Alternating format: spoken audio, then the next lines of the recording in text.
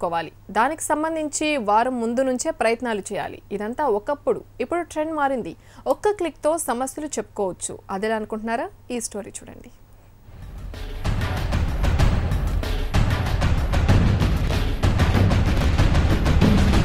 మంత్రి కేటీఆర్ రాష్ట్రం నలుమూలలా తిరుగుతూ ప్రజా సమస్యలు తెలుసుకుంటూ వేగంగా పరిష్కారాలు చూపుతున్నారు. కేటీఆర్ సొంత నియోజకవర్గం ప్రజలు తమ సమస్యలను విన్నవించుకునేందుకు సోషల్ మీడియాను వేదికగా చేసుకుంటున్నారు. వాట్సాప్, ట్విట్టర్ ద్వారా సమస్యలను మంత్రి దృష్టికి తీసుకెళ్తున్నారు.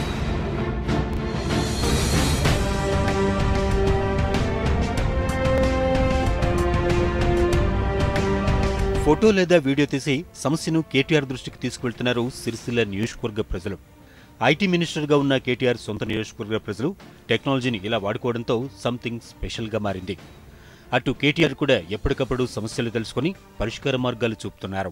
ముఖ్యంగా కేటీఆర్ గారు చెప్పడం జరిగింది, 1000 కోట్ల రూపాయలు సిరిసిల్ల నియోజకవర్గాన్ని శాంక్షన్ చేస్తూ ఉన్నాను, మరి ఇది పరిస్థితి ఏంది అని చెప్పేసి అధికారుల నిర్లక్ష్యంతో, అధికారుల నిస్సహాయతకు స్థితిగా ఉన్నటువంటి వ్యవస్థ.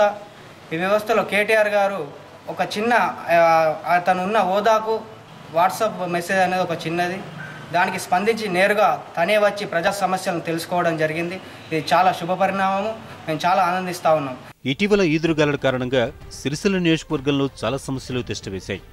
ఆ టైంలో అమెరికా పర్యటనలో ఉన్న కేటీఆర్కు తమ సమస్యలను వాట్సాప్ ద్వారా విన్నవించుకున్నారు జనం. ఇండియాకు రాగానే వెంటనే స్పందించిన కేటీఆర్ సిరిసిల్లలో పర్యటించి ఆ సమస్యలు తీర్చారు. అటు అధికారుల పనితీరు బాగాలేదని కేటీఆర్కు ఫోటోలు వాట్సాప్ చేశారు. దీంతో స్పందించిన మంత్రి అధికారులపై ఆగ్రహం వ్యక్తం చేశారు.